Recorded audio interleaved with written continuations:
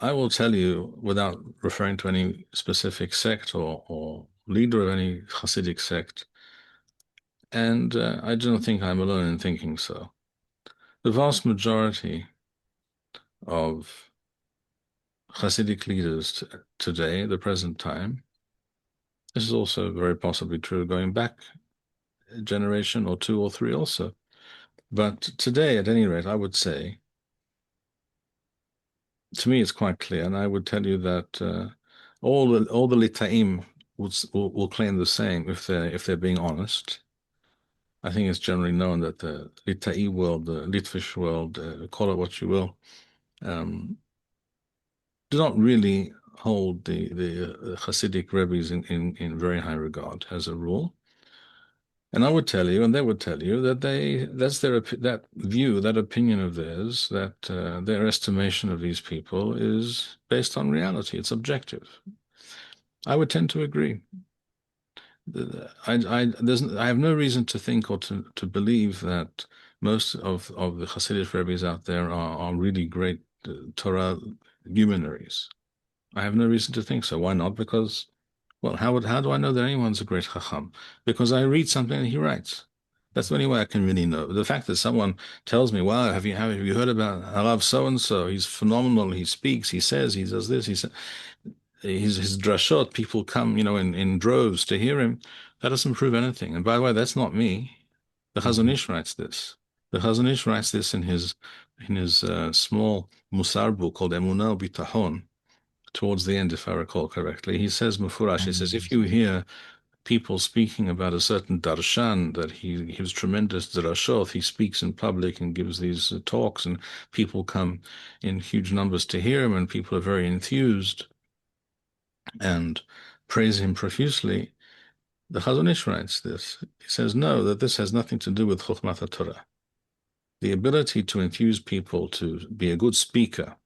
It's not a negligible or irrelevant talent to be a good speaker and to be motivate people and be able to enthuse people and encourage them. These are important things, but that's not Chokhmat Torah. That has something that is more to do with the ability to communicate, to social skill. yeah, It's a basic to social skill. impress people, to know on which of their heartstrings to pluck, etc., or whatever it may be. It could also be without any premeditation. It can be simply a natural instinct that a person has. Some people are just born speakers. They're great speakers. That doesn't mean they're chachamim, but they're great speakers. You have to tell them what to say in order for it to be chacham, what they're saying. For them to say, think, well, pearls of wisdom, they need to hear the pearls of wisdom elsewhere, but they know how to give it over. And that's also something that's of value, definitely. But the Chazon Ish points out there, you should know that's not Chokhmat Torah. Chokhmat Torah is a person who understands how to delve into deep matters in the Torah, halachic sugiyot, and other matters, and understand the sources, the primary sources, deeply and profoundly, and reach correct conclusions. That's Chokhmat Torah.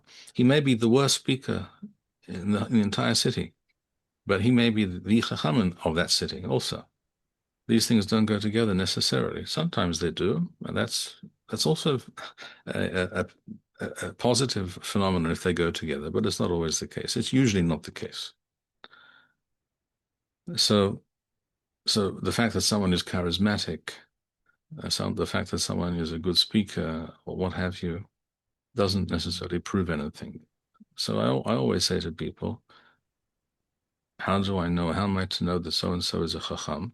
Only by reading things that he's written or hearing from close students who can convey to me precisely what he says and why he says it on various things, then I can begin to get some kind of a taste, the flavor of this chacham, who he is, if in fact he's chacham or not. Now most Hasidic rabbis, you cannot say that about them. You've not seen anything they've written, and if you have, it's not necessarily all that.